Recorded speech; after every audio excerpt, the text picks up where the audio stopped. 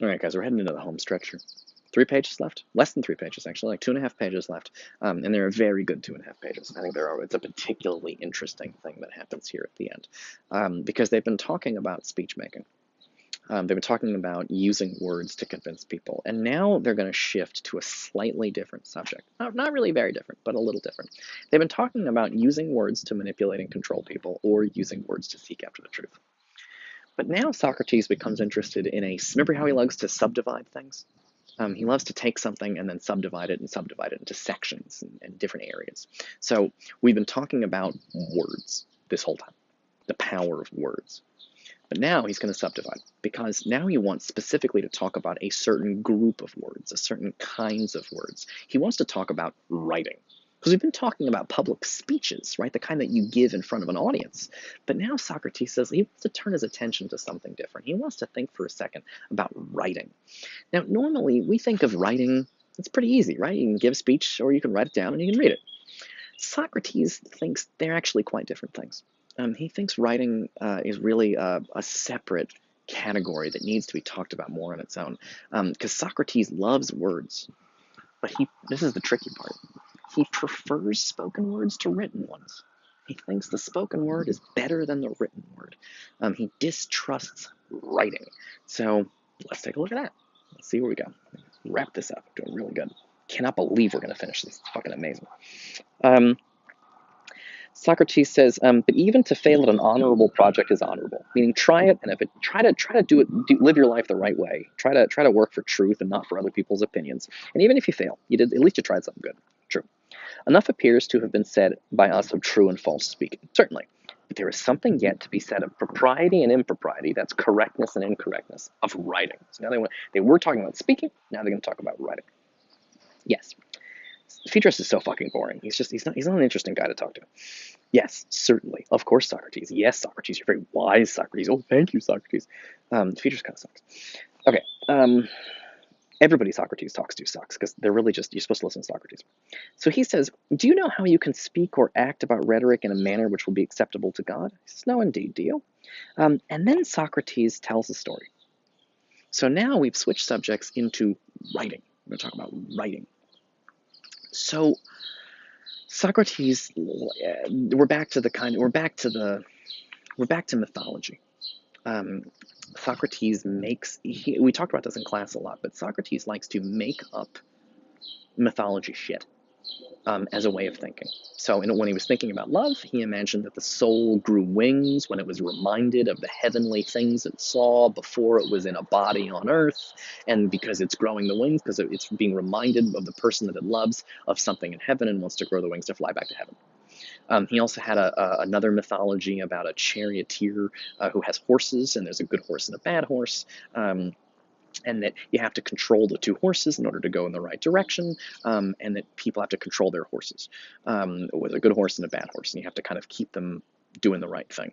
A good horse is easy to work with, but the bad horse you got to really control all the time. You got to think about it. And that's a mythology about psychology, right? It's a myth explaining how the mind works, how you know the right thing to do. That's the good horse, but often you don't want to do it. That's the bad horse. You know you should get the salad, but you don't. You get the chicken fried steak because chicken fried steak is delicious. Do you guys know what chicken fried steak is? It's really good. It's like a steak that doesn't have any bones in it, and they cover it like Kentucky Fried Chicken.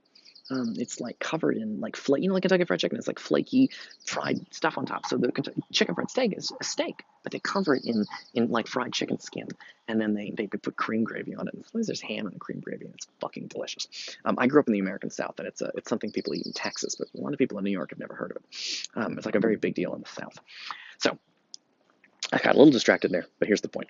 The point is that Socrates, he had the myth of the soul that grows wings. He had the myth of the mind is like a charioteer with a good horse and a bad horse. Love is like a soul that's trying to grow wings to get back to heaven, because the individual person it's in love with reminds them of bigger heavenly things to be in love with, ideas. We also had that little mini myth about the grasshoppers and how they loved music so much that they just listened to it all day and then they died, and because they forgot to eat and drink, and now they're sort of they just sort of think about music. They play music all day because that's what grasshoppers do. So Socrates now has another myth, and this is really his last myth, and it's a very cool, very interesting myth. This is the last one. He says the story comes from ancient Egypt. I don't think it does. I think he's making this shit up. Because Socrates likes to, most of Socrates' mythology is something he's inventing. Because, again, like Lysias, he's trying to make an argument, he's trying to convince people. One great way to convince people, to get them to listen to you, is to tell them interesting stories. So Socrates has an interesting story here about writing and where it came from. So, here we go. This is Socrates' mythology about the origins of writing. So Socrates says, at the Egyptian, Socrates says, I've heard of a tradition of the ancients, meaning the ancient Egyptians. Whether true or not, they only know. So he says right here, I have no idea if the story is true or not, but let's think about it. Although, if we had found the truth ourselves, do you think we should care much about the opinions of men? Your question needs no answer, because they've been talking about this for pages and pages and pages. That we don't care about the opinions of men, we care about what's true. So let's see if this story will lead us to the truth. I wish you would tell me what you say that you have heard. Okay. At the Egyptian city of Naucratis, not important that you remember that, but in an Egyptian city, there was a famous old god whose name was Theuth. The bird, which is called the ibis, is sacred to him. It doesn't matter. And he was the inventor of many arts. Remember, art means skill. So he's telling a story about a god, an old Egyptian god named Theuth. And Theuth is a god who invented arithmetic, that's math, calculation, also math, geometry, that's more math, astronomy, and drafts and dice, games. So he invented math and games. But his greatest discovery was the use of letters. Now, in those days, the god Thamus was the king of the whole country of Egypt. So this is Thamus is the god, is basically, they say god here, but really this should be king. The Thamus is like the king of Egypt, because remember in Egypt they thought of the kings like gods, so it's a little confusing. But the point is a god visits a king, the god king. The king Thamus, who was king of the whole country of Egypt. And he dwelt in that great city of Upper Egypt, what the Hellenes call Egyptian Thebes, doesn't matter. And the god himself is called by them Amen. So it's very annoying, but Thuth is the name of the god who invented math and games and writing. And Thamus is the king of Egypt. His other name is Amen. Okay. To him came Thuth. So I know the names here are really confusing, but all that's happening here is the god who invented math and games and writing shows up to the king of Egypt, of the city in Egypt. Why does the god show up? Because the god wants to tell him about his cool inventions. To him came Thuth, that's the god, and showed him his inventions, desiring that the other Egyptians might be allowed to have the benefit of them. He enumerated them, meaning the god came to the king, and he said, I have all these great inventions, and I'm going to give them to you to help the Egyptian people. And so the king, it's very confusingly, the king's name is Thamus, or also Amen, but the point is he's the god king of Egypt, so like a pharaoh, don't worry about it.